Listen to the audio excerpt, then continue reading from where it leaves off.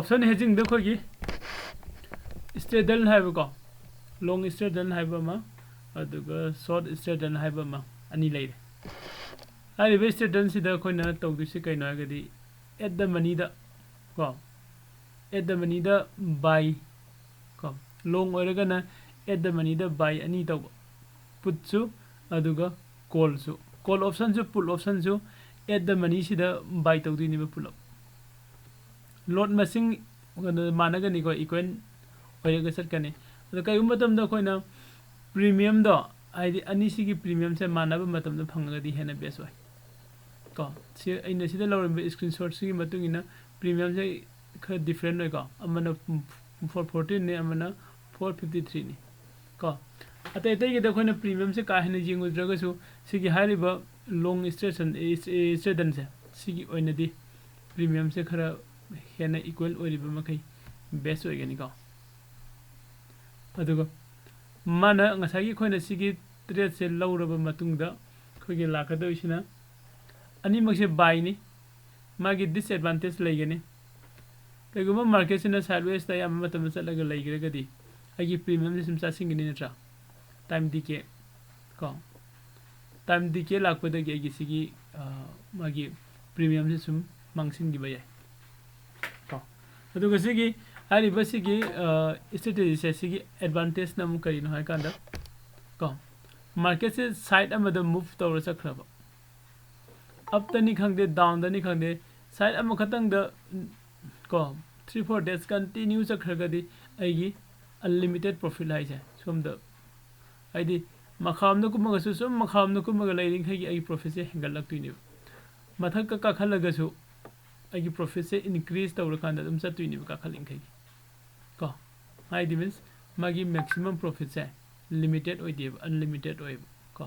aduga maximum loss di limited oi ko maximum loss ni limited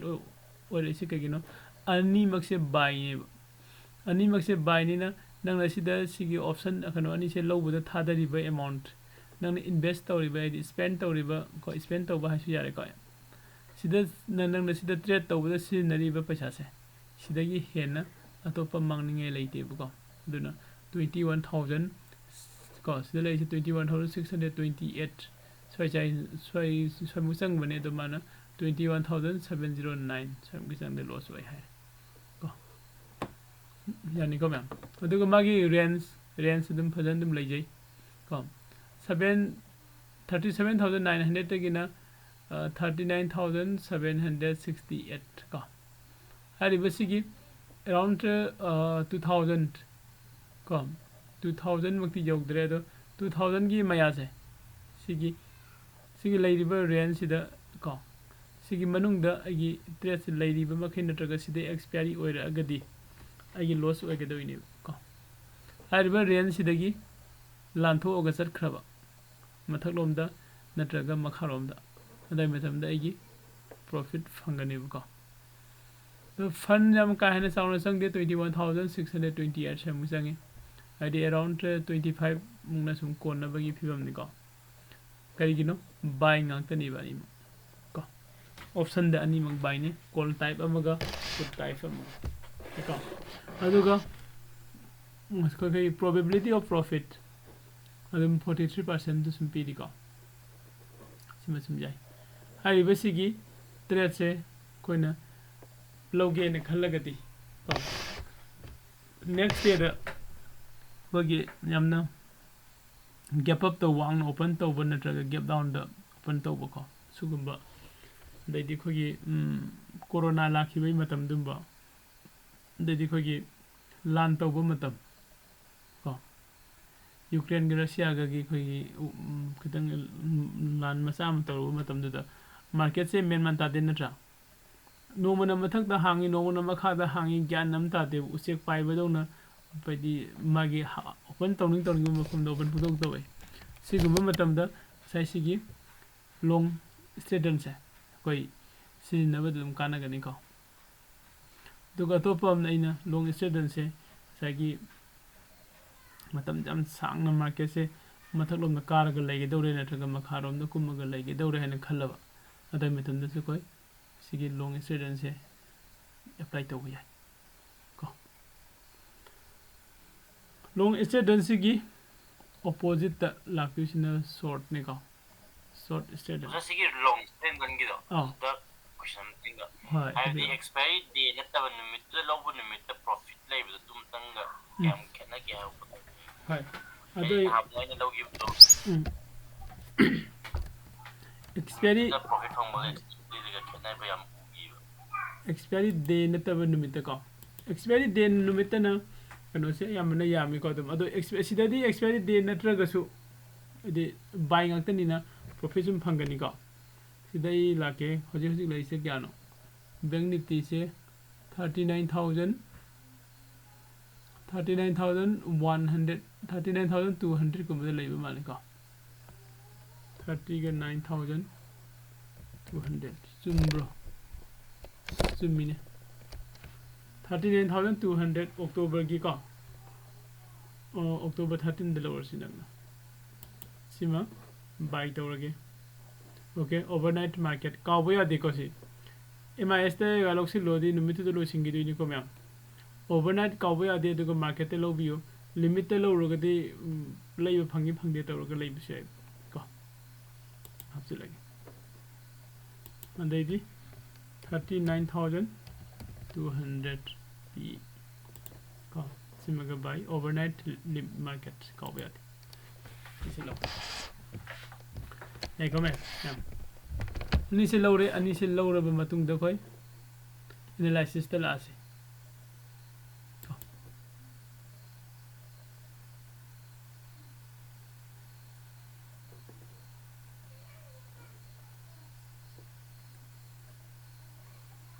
net से खरीद slow चले तो मैं वही sound ही फंसे लाइन नेट रहा लाइन को 너 시기 지구생아 시 얌따뼈 잡네 니 갖기 왔는데 오 sensible sida mana try it now have am jaw bani ko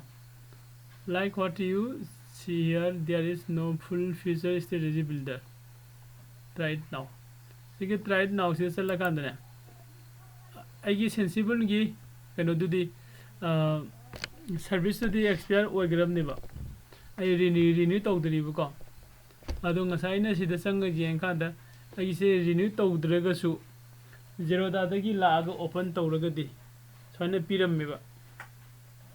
ko open du jeng sab mana na open tawbuni ko ado ina jeng ai se asidagi sum se na ba ya ga de kai do bagi ai adi sum paisa di pe tawra lai di na sa sida le ai ko silai sidang asagi nang na hangi bu question se magi range sidagi phawgal e khalasi bu ko range sidagi phawgal ko matam da kaigumba hariba mafam sidi expiry oiraga di expiry numitane hena yamna profit phangde ko expiry oiraga di 2000 muktang profit phange ko market sina 40,180 euro ko matam da aduga monday gi numit sida sigi mafam de jawraga di nang 4,496 phangane ego ego kharamu ka khale hadi market sina sida ka khale ba khagi 40 euro 40,200 300 ka 40,000 ye khare inkhallage 40,500 700 ka harase 40,700 sida expiry piraba ka hadi expiry date oragana expiry date ta sim pham sida hayengi monday numit se khoni expiry ne lawr sibu ko hariba numit sida expiry piraba doita di 13,000 muktang sida phangba yai bu ko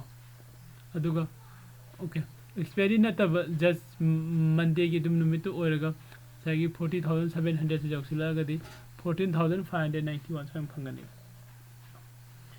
ai sigi lairiba range se sidagi lanthor agadi ko expiry numit gi di expiry numit na ta bane hena phangiba karigina kanda gi se se buying out tani bani mo sumi ko buying out tang oi bani na hore nei gi premium si time value se mangini ba time value se time dike gi matung ine theta gi value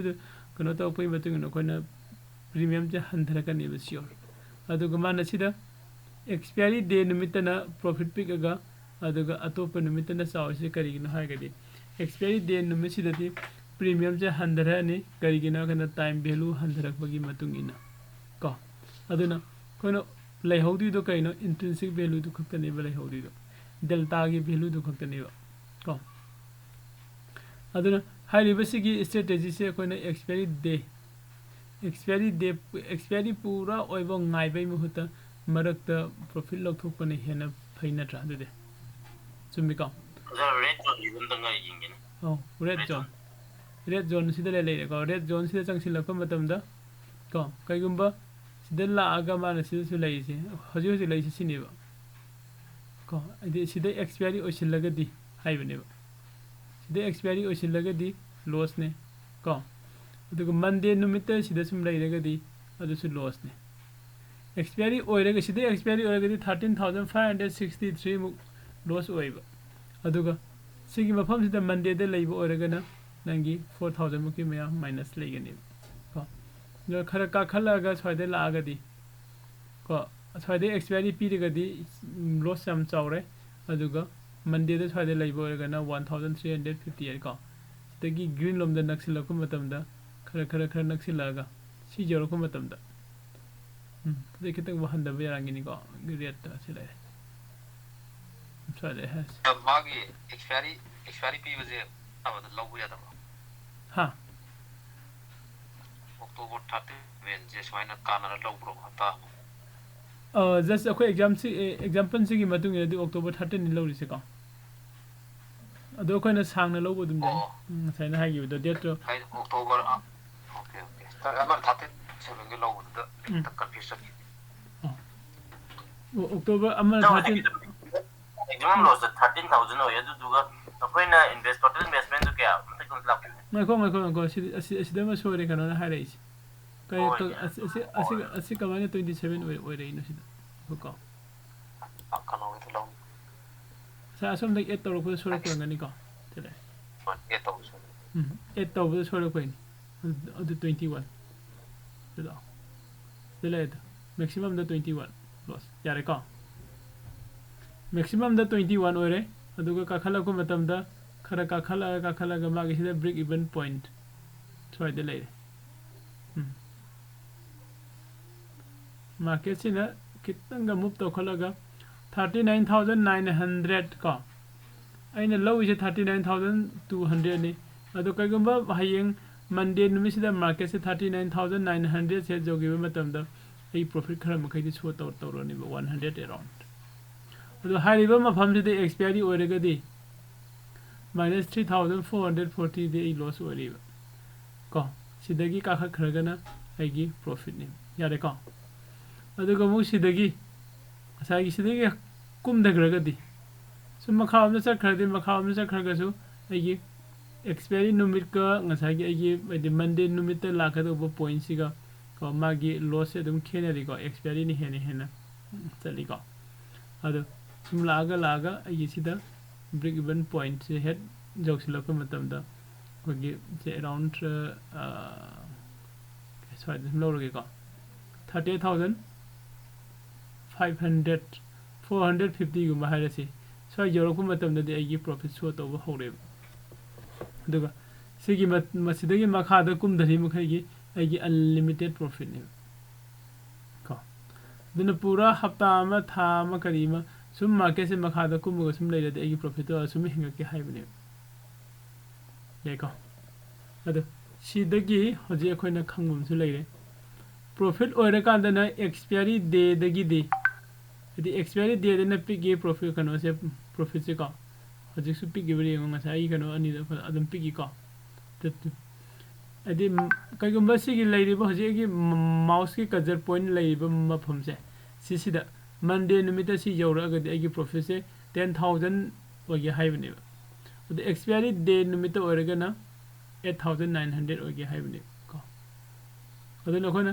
sigi strategy sida khona khangi se kaigumba gi profit ki zone da chakhraga di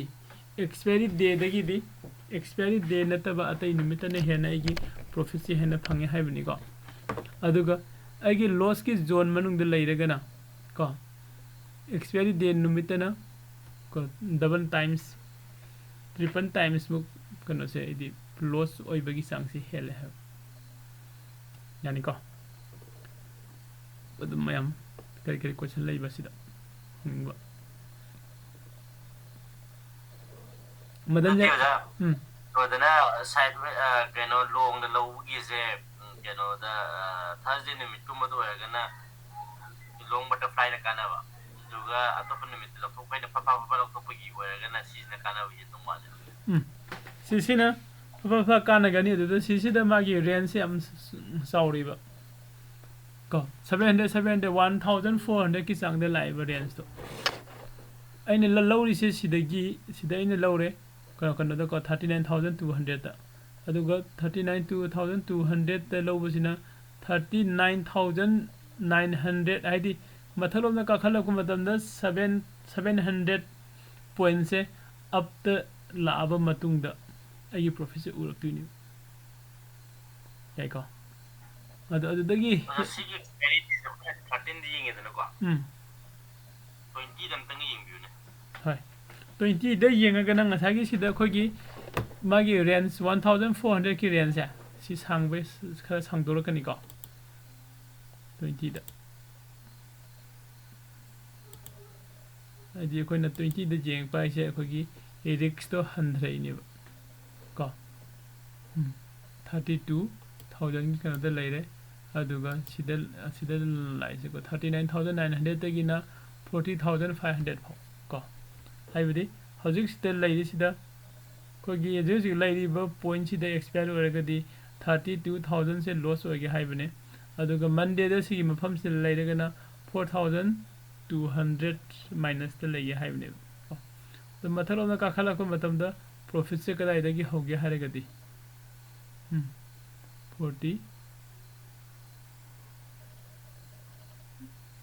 okay okay मतलब ना काखला को से 39000 तक हो इने 39900 तक की profit से हो अद आदे की मागी रेंज से साइज को समान ब्रो को अद मखारम दे मु यिंग छि को मखारम दा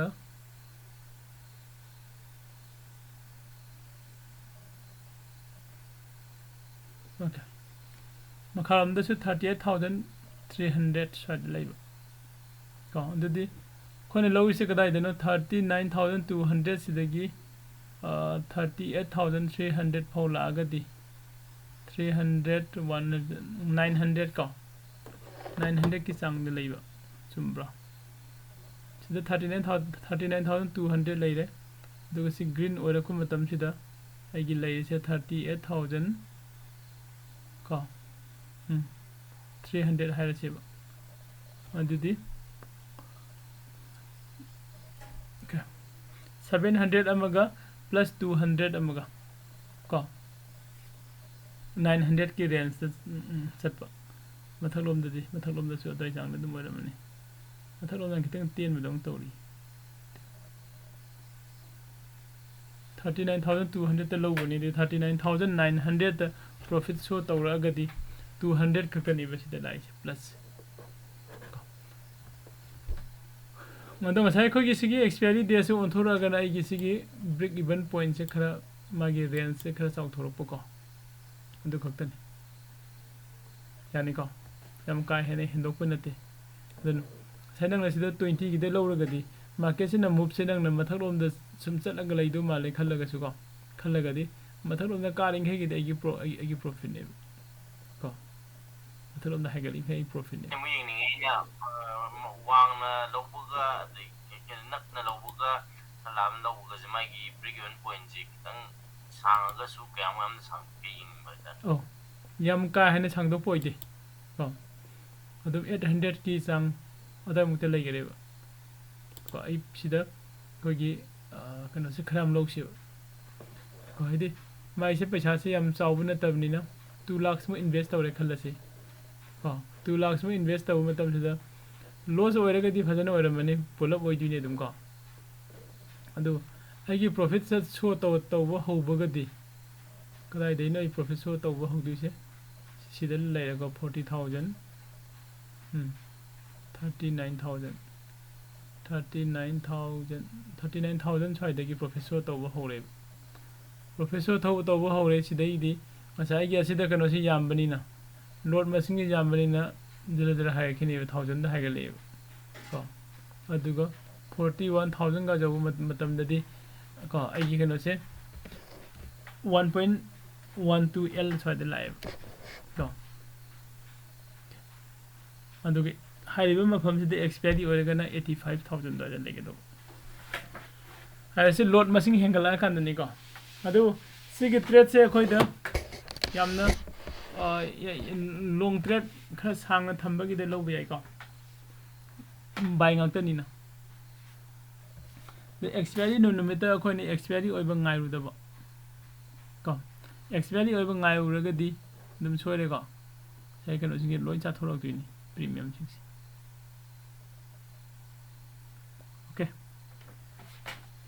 yarbo ma'am yeah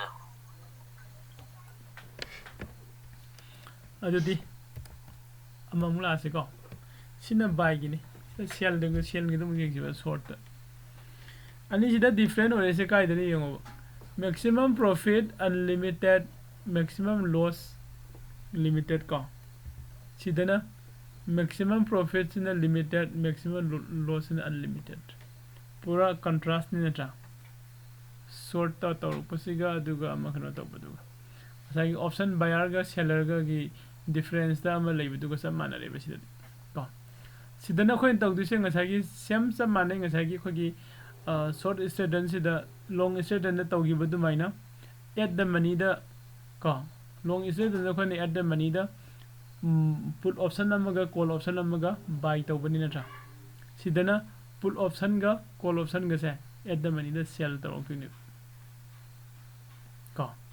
अदुना सी सेल तरो मतुंग दा मागी खेना रहिसे सिदा मागी रेंज नो ngसागी खोगी लोंग लोब मतम ददी मागी लॉस ओइगदोब जोन नम लेरी हाइब जोन दुदगी मपान दा थोरा कान दा आईगी प्रॉफिट फंगे हाइबने को सिदना ngसागी लॉस जोन नते खोगी प्रॉफिट की जोन सिना मनुंग थंगक्तुने प्रॉफिट जोन सिदगी खरा हेंदोखिबा मतम दा इसे लॉस ओइगे हाइबने मथक लोंग कागसु आईगी लॉस ने मखराम न कुमगसु आईगी लॉस ने मयाई द लेरिंग खै आईगी प्रॉफिट ने हाइबने अदोइतादी करिनो इन पामे से सिगे ट्रेड से एक्सपायरी डे निमित्त सिगे ट्रेड से सु खोइ लौबु याने याको एक्सपायरी डे निमित्त इन सिगे ट्रेड से लौरब मतुंग दा ngसागी मैक्सिमम प्रॉफिट ते aina lauriba expire kano dam kano se at the money ko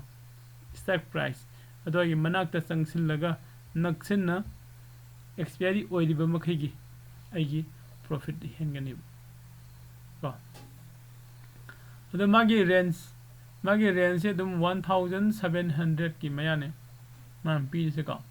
1700 ki maya da range se pi bani na सिगी ट्रेड से अखोने लौबदा थोइदोंना किनिंगाई ओइदे को तौबदबु मागी फन दिखा चावे को म्या फन खर चावे अदुगा सिदा अखोने थोइदोंना किनिंगाई ओइदे हाइदि मरमदि सिदा 1700 की रेंज द लैरिबा ट्रेड से 1700 की रेंज की मनुंग सिदा नंगी प्रॉफिट की जोन नेबा सिदागी हेंदोरा कांदा नेबा आई loss from लागतुसे 1700 at the means okay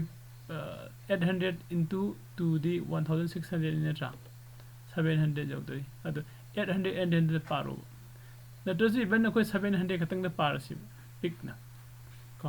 I know the low river at the manisha sidagi 700 method the car 700 makada kum by j ko I did bang niptigi nomagi average movement say 500 and pablo in a trap कईगुम मतम the 1000 हेन move तब यावे को अदुदी नुती की थोप नते मरक त यावपने नों फदो को अदन सिगी कनो सिसो खन फन लेरगदी लौबद थोइदोंना काइदे तौबदबु आई सि लौसिले हारगा कोइरगा चलगा पुंगी लेथोपदि याराय फमगा सेनबम चंगे कईगिनो हारगदी market Cina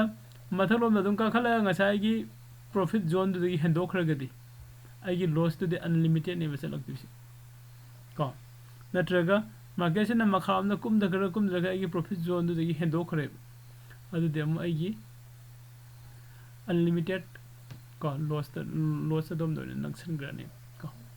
aduna khwaidagi best se khoina sigi trade se lawragadi fajana phammaga gyantana market se seneraga laibiba ko kaiguna de khoina option hedging tawba matamda khoina stop loss thamba yade natra target thamsu yade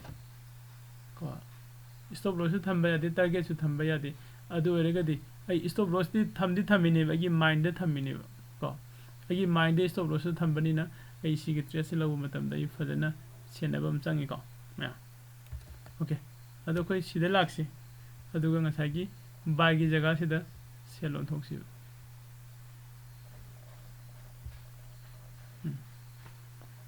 okay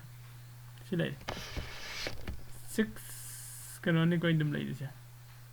just si jing chene lakune sida ngasagi akogi 1700 ko range da 39200 sida expiry oiragadi ko expiry oiragadi ngasagi 1.9 lakhs muk se fange aduga hariba mafam sida monday numite laibo oiragana 25000 ki sang phangane ha ko sida di kanane hele expiry ni helaktra karigino haragadi seller ne nang sangi se sell as a seller ko market te nang entry sang is seller ni entry sang bane aduna premium cha se lai ba sing do ina loim phang duini adu eregadi expiry numita ne hena profit se hen duini ngasagi duna expiry numita na profit pe ge karigino haigadi ai buyer ni entry lo bane ko aduna ai premium se sa thoki ba matam da ingom di loss ne seller gi profit ne sumi ko myam adu sisida jengasi masina kadai ba profit lai ge hane ko haidraga sidai expiry piraba adu se profit lai ko expiry se soi ba piraga su profit lai ba adu monday gi numiki oinadi nangi loss ko kadai dagi hore kitang slightly move tawro 39900 se sidagi mapan de hek thokiba matamda nangi loss hoiba monday numiki oinadi adi expiry day natab numit yaiko haibadi hoje ina lowriba point se 39200 ni 39200 sidagi plus ko 700 ama move tawraba mathakta ado egadi aise loss zone da lai monday tuesday da lowragadi ko aduga kaigumba hairiba kano sidagi khona 39900 ko sidani the makharam se samane ko 700 point plus tawrangani adaina nangi loss ki zone du lai duini ko adu sigi dress e khoina expiry day numite lobu yai ko mem expiry day lobu numite lobu yai aduga topa mana market khogi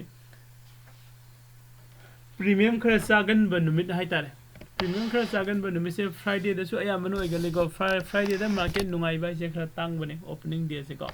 oi se name bagi the friday numit se koi se as a seller koi entry lobu yai okay yani ko ma'am kari question lai na rige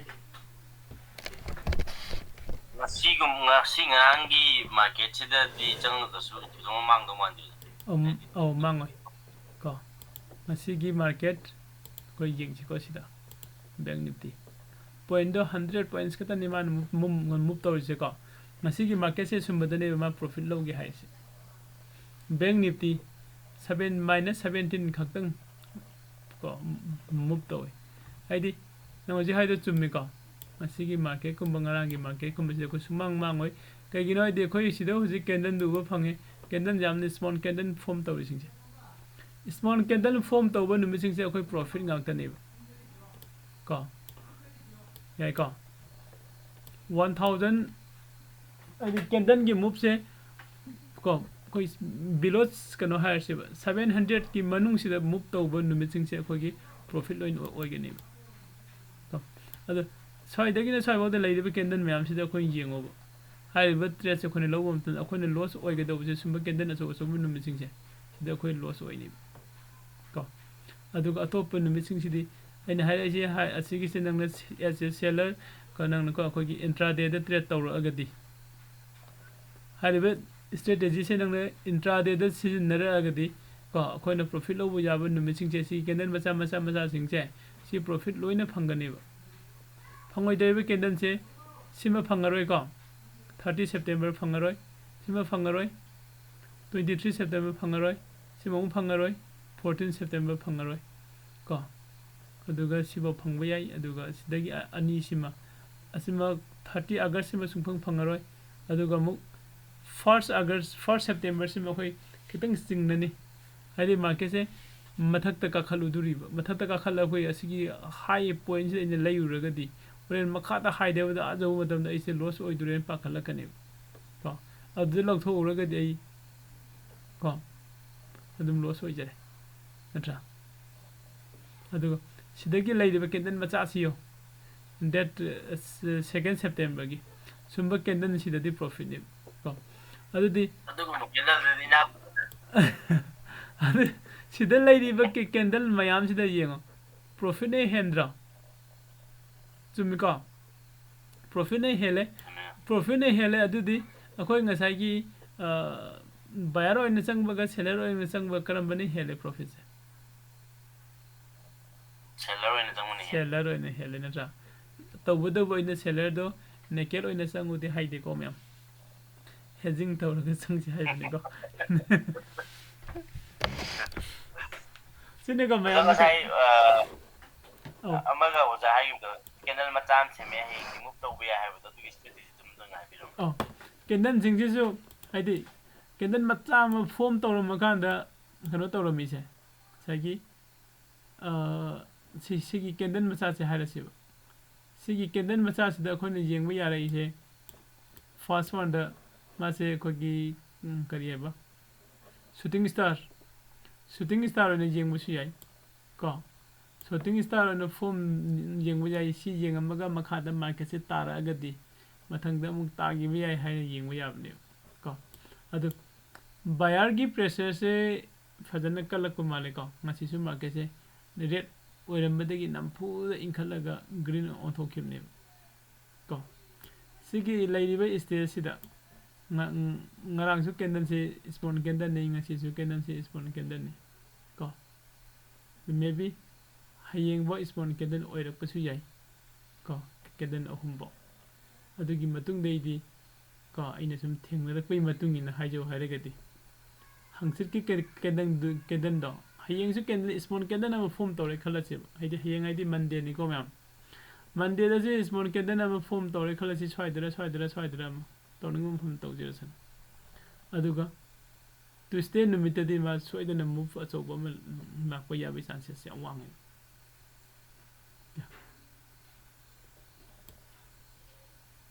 ꯑꯗꯨ ꯌꯦꯡꯁꯤ ꯑꯗꯩꯗꯤ ꯃꯥꯅ ꯂꯩꯔꯨꯔꯤꯕ ꯃꯐꯝ ꯀꯣ ꯁꯤꯗ ꯀꯥꯈꯠꯂꯨꯔꯀꯥꯟꯗ ꯉꯁꯥꯏꯒꯤ ꯑꯁꯤꯒꯤ previous candle ꯁꯤꯒꯤ ꯗꯦꯠ 23 ꯁꯦꯞꯇꯦꯝꯕꯔꯒꯤ ꯀꯦꯟꯗꯜꯁꯤꯗ ꯃꯥꯅ ꯀꯣ ꯍꯥꯏꯗꯤ ꯀ꯭ꯂꯣꯖꯤꯡꯁꯤꯗꯒꯤ ꯈꯤꯇꯪꯈꯛ ꯆꯪꯁꯤꯜꯂꯨꯔꯀꯥꯟꯗ ꯉꯝꯗ꯭ꯔꯒ ꯇꯥꯔꯛꯈꯤꯕꯅꯦꯕ ꯀꯩꯒꯨꯝꯕ ꯃꯟꯗꯦꯒꯤ ꯀꯦꯟꯗꯜꯁꯤꯅ ꯁꯤꯒꯤ ꯀ꯭ꯂꯣꯖꯤꯡꯁꯤꯒꯤ ꯃꯊꯛꯇ ꯀꯥꯈꯠꯂꯒ ꯑꯣꯄꯟ ꯇꯧꯁꯤꯜꯂꯛꯑꯒꯗꯤ ꯑꯗꯨꯗꯤ ꯃꯨꯚꯁꯦ ꯐꯖꯅꯦꯕ ꯀꯦꯟꯗꯜ ꯆꯥꯎ ꯁꯥꯡꯕ ꯑꯃ ꯃꯨꯚ ꯀꯩꯅꯣ ꯇꯧꯔꯛꯄꯁꯨ ꯌꯥꯏ ꯃꯟꯗꯦꯗ ꯑꯗꯣ ꯃꯟꯗꯦꯗ ꯀꯦꯟꯗꯜ ꯆꯥꯎ ꯁꯥꯡꯕ ꯑꯃ ꯃꯨꯚ ꯇꯧꯔꯛꯑꯒꯗꯤ ꯑꯩꯈꯣꯏꯒꯤ ꯂꯩꯔꯤꯕ ꯍꯧꯖꯤꯛ ꯑꯩꯈꯣꯏꯅ ꯊꯝꯃꯤꯕ ꯍꯦꯗꯖꯤꯡ ꯑꯩꯈꯣꯏꯒꯤ ꯇ꯭ꯔꯦꯠꯁꯤꯡꯁꯤꯗꯤ ꯄ꯭ꯔꯣꯐꯤꯠꯇꯣ 1000ꯗꯒꯤ ꯈꯔ ꯍꯦꯟꯕ 2000 ꯌꯧꯗꯕꯗ ꯑꯗꯨꯝ ꯄ꯭ꯔꯣꯐꯤꯠ ꯕꯨꯛ ꯇꯧꯅꯔꯅꯤ ꯅꯠꯇ꯭ꯔꯥ ꯆꯨꯝꯃꯤꯀꯣ ꯑꯗ ꯃꯟꯗꯦꯁꯤꯒꯗꯪꯒ ꯈꯤꯇꯪ ꯄꯤꯛꯇꯛ ꯇꯧꯕ ꯑꯃ ꯇꯧꯔꯒ ꯇ꯭ꯌꯨꯁꯗꯦꯗ ꯃꯨꯚꯇꯣ ꯂꯥꯛꯑꯒꯗꯤ ꯄ꯭ꯔꯣꯐꯤꯠꯇꯣ ꯈꯔ ꯍꯦꯟꯅ ꯐꯖꯅꯤ ꯀꯣ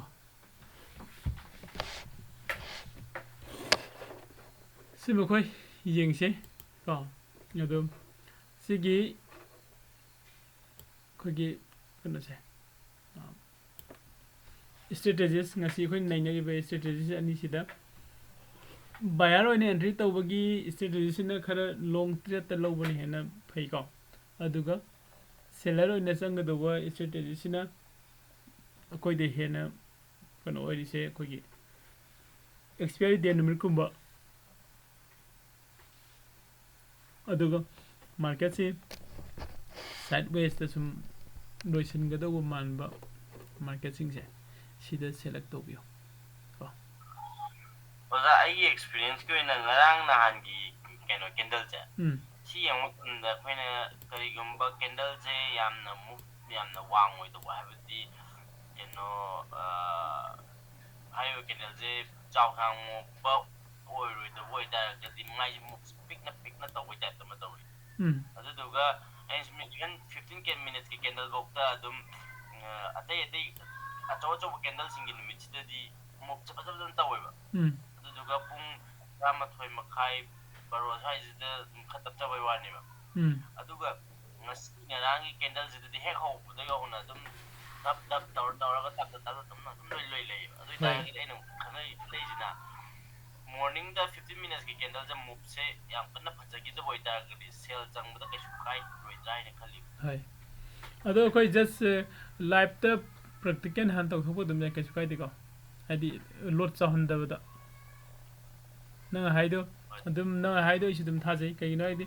ꯐꯥꯔꯁ ꯃꯣꯔꯅꯤꯡꯒꯤ ꯀꯦꯟꯗꯜ ꯑꯅꯤ ꯑꯍꯨꯝꯁꯤꯅ ꯍꯦꯛꯇ ꯃꯥꯒꯤ ꯃꯨꯞꯁꯦ ꯌꯥꯝ ꯋꯥꯡꯅ ꯅꯠꯇ꯭ꯔꯒ ꯌꯥꯝꯅ ꯃꯈꯥꯔꯣꯝꯗ ꯕꯤꯛ ꯀꯦꯟꯗꯜ ꯐꯣꯝ ꯇꯧꯈ꯭ꯔꯕ ꯀꯦꯟꯗꯜ ꯑꯅꯤ ꯑꯍꯨꯝꯁꯦꯀꯣ ꯑꯗꯨ ꯑꯣꯏꯇꯥꯔꯗꯤ ꯅꯨꯃꯤꯠꯇꯨꯒꯤ ꯃꯥꯔꯀꯦꯠꯁꯦ ꯑꯩꯈꯣꯏ ꯑꯣꯀꯦ ꯈꯔ ꯃꯈꯩꯗꯤ ꯆꯠꯄ ꯌꯥꯏ ꯍꯥꯏꯕ ꯑꯗꯨꯅꯦꯕ ꯅꯪ ꯈꯜꯂꯤꯁꯤ ꯅꯠꯇ꯭ꯔꯥ ꯑꯗꯨꯒ ꯐꯥꯔꯁ ꯃꯣꯔꯅꯤꯡꯒꯤ ꯀꯦꯟꯗꯜ ꯑꯅꯤ ꯑꯍꯨꯝꯁꯤꯁꯨ ꯇꯞꯅ ꯍꯥꯏꯗꯤ ꯆꯠꯂꯝꯃꯒꯁꯨ ꯃꯐꯝ ꯑꯃꯗ ꯁꯨꯝ ꯂꯩꯈꯤꯕ ꯑꯗꯨꯒꯤ ꯁ꯭ꯇꯦꯖꯇꯨ ꯂꯥꯛꯑꯒꯗꯤ 10 to 10:30 ꯁ꯭ꯋꯥꯏꯗ ꯁꯨꯝ ꯑꯦꯁ ꯑꯦ ꯁꯦꯂꯔ ꯑꯦꯟꯇ꯭ꯔꯤ ꯇꯧꯕ ꯌꯥꯔꯦ ꯍꯥꯏꯕꯗꯨꯅꯦꯕ ꯅꯪ ꯍꯥꯏꯁꯦ ꯀꯣ ꯑꯗꯨ ꯌꯦꯡꯁꯦ ꯇꯧꯔꯒ ꯉꯔꯥꯡꯁꯨ ꯑꯩꯈꯣꯏ ꯁꯦꯂꯔ ꯑꯣꯏꯅ ꯑꯦꯟꯇ꯭री ꯂꯧꯔ ꯆꯪꯉꯝꯕꯗ ꯄꯩꯁా ꯑꯗꯨꯝ ꯐꯪꯉꯤ ꯉꯁꯤꯁꯨ ꯑꯗꯨꯝ ꯐꯪꯉꯦꯕ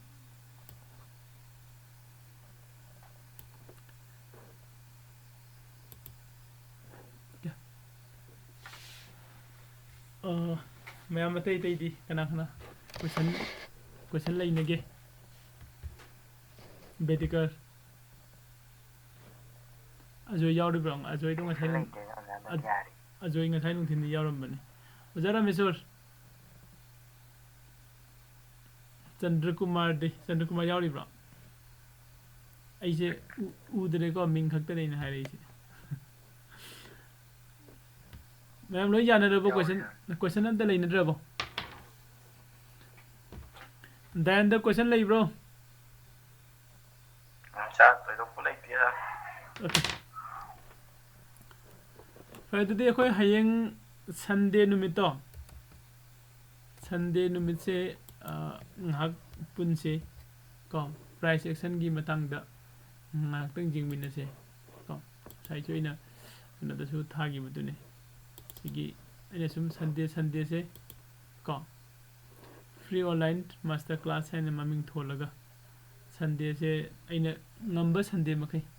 ꯀꯔꯤꯒꯨꯝꯕ ꯃꯇꯝꯗ ꯊꯕꯛ ꯆꯠꯊꯣꯛꯄ ꯌꯥꯎꯔꯛꯏꯀꯣ ꯊꯕꯛ ꯆꯠꯇꯕ ꯁꯟꯗे ꯃꯈꯩꯁꯦ ꯑꯩꯅ ꯌꯦꯡꯉꯩꯁꯦ 10 to 12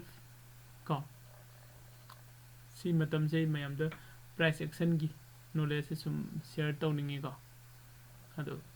ꯃꯇꯝ ꯆꯥꯅ ꯑꯌꯨꯛꯀꯤ ꯑꯣꯖꯥ 10 to 12 ꯑꯧ ꯑꯌꯨꯛꯀꯤ ꯅꯣꯏ ꯌꯧꯔꯛꯈꯤꯔꯣꯏ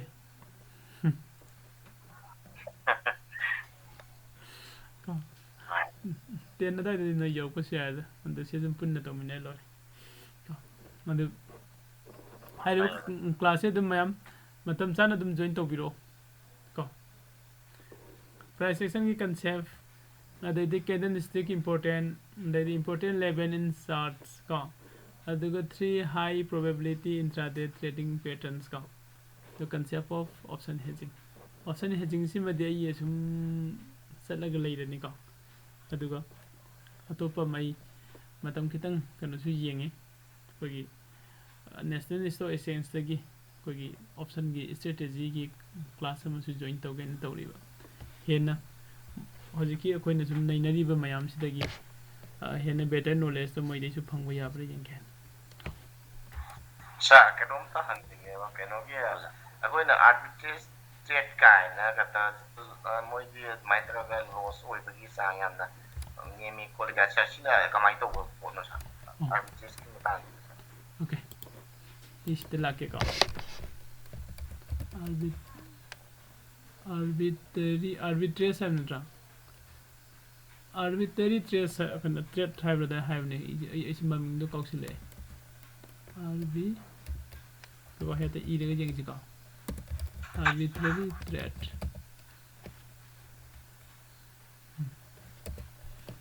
spelling Google ने suggest सिले सुमे arbitrary trade का arbitrary trade से ओके मैं इसे कनोदगी कोई ट्रेड अमदगी अमदे लईब जोन बदो ओरमदो माले को ngum theory tambadli yawgi ko aduga practical one di pagide adu side hogi investopedia side janga jingsi difference price between identical asset two or more market okay yar gyan ta sida haise kaino kanda market ani leina tra khoi sida opani ko sigi kano se TCS हायरसी नत्रगना यामना price की difference अखोइन उननबा MRF को MRF से हापसे MRF सिदा इना बाय संग कांसिदा जिंगसी को BSE की मार्केट सिदा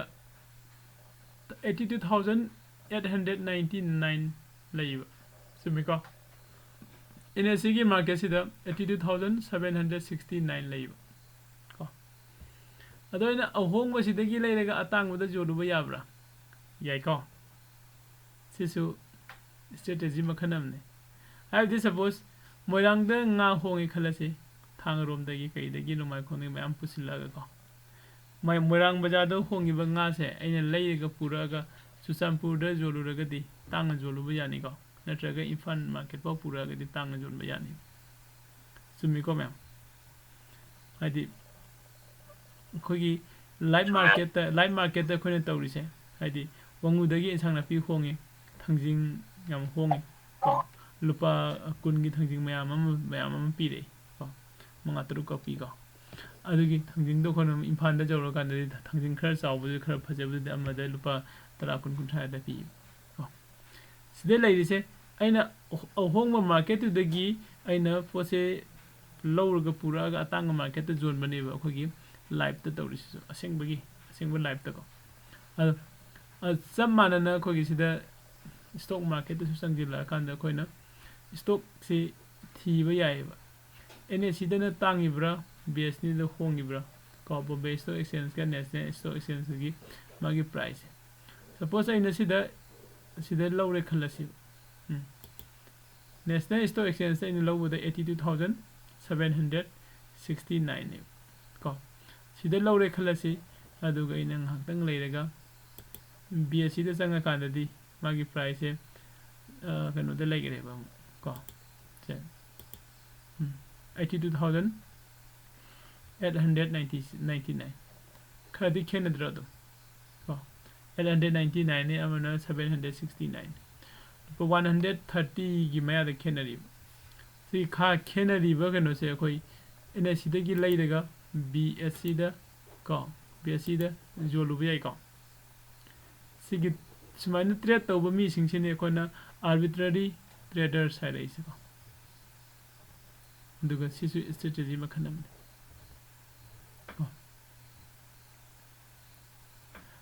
यानी को जा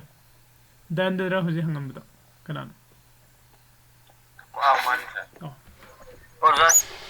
कोई ने एग्जिट तौदे कमाइन तौदे कोई यावी मी लोइने मु यावबनी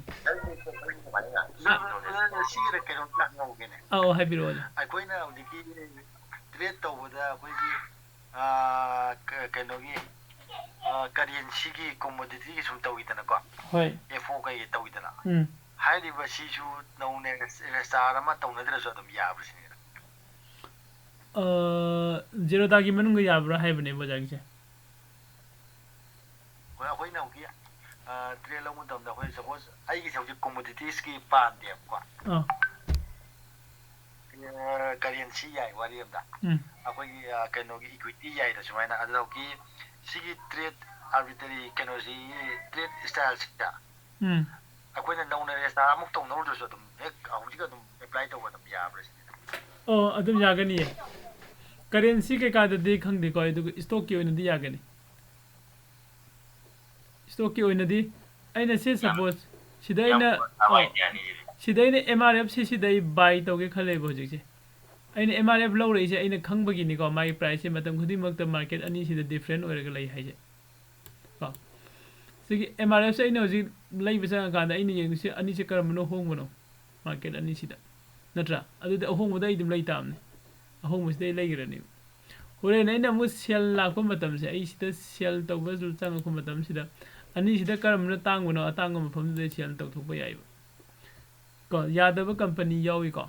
ꯁ꯭ꯇꯣꯛ ꯈꯔ ꯃꯥꯒꯤ ꯑꯍꯣꯡꯕ ꯁ꯭ꯇꯣꯛ ꯈꯔꯗ ꯁꯤ ꯌꯥꯗꯕ ꯌꯥꯎꯏ ꯑꯗꯨꯕꯨ ꯑꯌꯥꯝꯕ ꯁ꯭ꯇꯣꯛꯇꯗꯤ ꯂꯣꯏ ꯌꯥꯕꯅꯦ ꯑꯩꯈꯣꯏꯅ ꯂꯩꯕ ꯃꯇꯝꯗ NSCꯗꯒꯤ ꯂꯩꯔꯦ ꯌꯥꯗ꯭ꯔꯥ ꯍꯥꯏꯁꯦ ꯑꯣꯖꯥ ꯁꯤꯁꯦ ꯌꯥꯕ ꯌꯥꯗꯕ ꯍꯥꯏꯁꯦ ꯑꯣꯞꯁꯟꯗꯤ ꯑꯗꯨꯝ ꯂꯣꯏ ꯂꯩꯕꯅꯤꯅ ꯑꯦꯛꯖꯤꯠ ꯇꯧꯕ ꯃꯇꯝꯗ ꯏꯔ ꯂꯥꯛꯀꯗꯣꯏꯔꯥ ꯀꯃꯥꯏꯅ ꯇꯧꯕꯅꯣ ꯃꯣꯏ ꯑꯦꯂꯥꯔꯠ ꯑꯃ ꯄꯤꯔꯛꯄꯅꯦ ꯃꯦꯁꯦꯖ ꯑꯃ ꯄꯣꯞ ꯑꯞ ꯑꯃ ꯑꯣꯄꯟ ꯇꯧꯔꯛꯄꯅꯦꯕ ꯁꯤꯗ ꯑꯗꯨꯝ ꯑꯩꯅ ꯁꯦꯜ ꯇꯧꯊꯣꯛꯄ ꯃꯇꯝꯗꯅꯦ ꯁꯦꯜ ꯇꯛ ꯅꯝꯕꯒ ꯁꯦꯜꯗꯣ ꯀꯝꯄ꯭ꯂꯤꯠ ꯑꯣꯏꯗ꯭ꯔꯤꯉꯩꯗ ꯁ꯭ꯋꯥꯏꯗ ꯄꯣꯞ ꯑꯞ ꯃꯆꯥ ꯑꯃ ꯑꯣꯄꯟ ꯇꯧꯔꯒ ꯃꯣꯏꯒꯤ ꯃꯦꯁꯦꯖꯇꯣ ꯑꯗꯨꯝ ꯄꯤꯔꯛꯄꯅꯦ ꯑꯗꯨ ꯁꯤꯗꯗꯤ ꯁꯤꯁꯤꯅ ꯑꯩ ꯂꯩꯔꯨꯔꯦꯒ ꯀꯩꯅꯣꯗ ꯑꯃꯨꯛ ꯑꯩꯈꯣꯏꯒꯤ BSC ꯑꯣꯔ NSCꯗ ꯑꯩꯈꯣꯏꯅ ꯌꯣꯟꯊꯣꯛꯀꯦ ꯍꯥꯏꯕꯗ ꯁꯦꯜꯁꯇ ꯀꯩꯅꯣ ꯇꯧꯈꯤꯗꯣꯏꯅꯦꯕ ꯄꯣꯠꯁꯦ ꯑꯗꯨꯒꯤ ꯑꯩꯈꯣꯏꯅ ꯑꯗꯨ ꯇꯧꯔꯨꯕꯗ ꯑꯩꯒꯤ ꯉꯁꯥꯏꯅ ꯀꯩꯅꯣ ꯃꯗꯟꯅ ꯍꯥꯏꯈꯤꯕꯗꯣ ꯉꯁꯥꯏꯒꯤ ꯄꯩꯁꯥꯒꯤ ꯀꯩꯅꯣ ꯌꯣꯟꯕꯗ ꯑꯗꯨ ꯌꯥꯗꯕ ꯑꯗꯨ ꯇꯧꯔꯛꯄ ꯑꯗꯥ ꯇꯧꯕ ꯈꯔ ꯄ꯭ꯔꯣꯕ꯭ꯂꯦꯝ ꯂꯩꯕ ꯈꯣꯠꯄ ꯑꯗꯨꯝ ꯂꯩꯕ꯭ꯔꯥ ꯁꯤꯅꯤ ꯑꯗꯨꯒꯤꯅꯦ ꯑꯩꯅ ꯑꯗꯨꯗꯤ ꯌꯥꯗꯕ ꯁ꯭ꯇꯣꯛ ꯈꯔ ꯂꯩꯕꯅꯦꯕ ꯑꯗꯣ ꯄ꯭ꯔꯥꯏꯁ ꯈꯔ ꯄꯤꯛꯄꯗ ꯑꯌꯥꯝꯕꯅ ꯂꯩꯒꯟꯕꯅꯦ ꯑꯗꯨꯒꯤ ꯀꯩꯅꯣꯗꯣ ꯑꯗꯨꯒ ꯁ꯭ꯇꯣꯛ ꯂꯣꯏꯅꯃꯛꯇ ꯌꯥꯗꯕ꯭ꯔꯥ ꯑꯣꯖꯥ ꯑꯩꯈꯣꯏꯅ ꯀꯔꯤꯒꯨꯝꯕ ꯍꯥꯏꯕꯤꯔꯣ ꯍꯥꯏꯕꯤꯔꯣ ꯁꯤꯁꯦ ꯀꯔꯤꯒꯨꯝꯕ ꯑꯩꯈꯣꯏꯅ NSCꯗ ꯂꯩꯔꯒ ꯑꯌꯥꯝꯕ ꯃꯇꯝꯗꯗꯤ ꯑꯩꯈꯣꯏ NSCꯗ ꯉꯥꯛꯇꯅꯦꯕ ꯂꯩꯔꯤꯁꯦ ꯑꯗ ꯄ꯭ꯔꯥꯏꯁꯁꯦ BSCꯗ ꯌꯣꯟꯒꯦ ꯍꯥꯏꯕ ꯃꯇꯝꯗ BSCꯗ ꯇꯛ ꯂꯥꯎꯅ ꯃꯥꯒꯤ ꯀꯩꯅꯣꯁꯤꯗ ꯑꯣꯞꯁꯟꯁꯦ ꯅꯝꯃꯛꯄ ꯃꯇꯝꯗ ꯏꯔꯔꯗꯣ ꯊꯣꯛꯂꯛꯀꯗ꯭ꯔꯥ ꯌꯥꯗꯦ ꯑꯗꯨ ꯅꯠꯇ꯭ꯔꯒꯅ ꯑꯦꯛꯖꯤꯠ ꯇꯧꯔꯀꯥꯟꯗ ꯊꯣꯛꯂꯛꯇꯣꯏꯔꯕ ꯏꯔꯔꯁꯦ ꯑꯩꯈꯣꯏꯅ ꯂꯩꯕ ꯃꯇꯝꯗꯗꯤ ꯑꯃꯗꯒꯤ ꯂꯩꯈ꯭ꯔꯅꯤ ꯅꯠꯇ꯭ꯔꯥ ꯑꯗꯣ ꯂꯩꯕ ꯃꯇꯝꯗꯗꯤ ꯑꯦꯔꯔ ꯀꯩꯁꯨꯝꯇ ꯄꯤꯔꯛꯑꯔꯣꯏ ꯑꯗꯣ ꯑꯩꯅ ꯂꯩꯔꯕ ꯃꯇꯨꯡꯗ ꯑꯩꯅ ꯑꯦꯛꯖꯤꯠ ꯇꯧꯕ ꯍꯥꯏꯁꯦ ꯁꯦꯜ ꯇꯧꯕ ꯊꯣꯛꯂꯛꯇꯣꯏꯅꯦꯕ ꯁꯦꯜ ꯇꯧꯕꯒꯤ ꯂꯥꯛꯄ ꯃꯇꯝꯁꯦ ꯁꯤꯗ ꯑꯩ ꯉꯁꯥꯏ NSCꯗ ꯂꯩꯔꯦ ꯈꯜꯂꯁꯤ BSCꯗ ꯁꯦल तौगेने BSC से सेलेक्ट तौरगा अदुगा इन सिदा सेल हाइना नमकपसे को सिसिदा सेल हाइरा कांदा स्वाइने error लागद्रो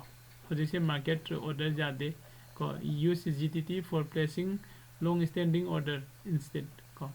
नंगना GTT swine तौगा हाइना लाइसे सिगी pop up मसा अमा स्वाइन ओपन तौरकनी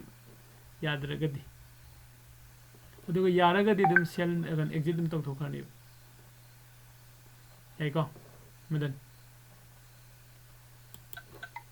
ꯑꯩ ꯁ꯭ꯀ꯭ꯔꯤꯟ ꯁꯤꯌꯔ ꯇꯧꯖꯔꯛꯀꯦ ꯑꯣꯖꯥ ꯑꯝꯇ ꯑꯩꯒꯤ ꯂꯣꯒꯤꯟ ꯑꯝꯇ ꯇꯧꯒꯦ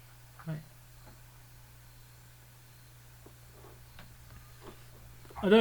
आई रिकॉर्डिंग से लोइसिलगे मैम को डिस्कशन दो सुन तौरसिबको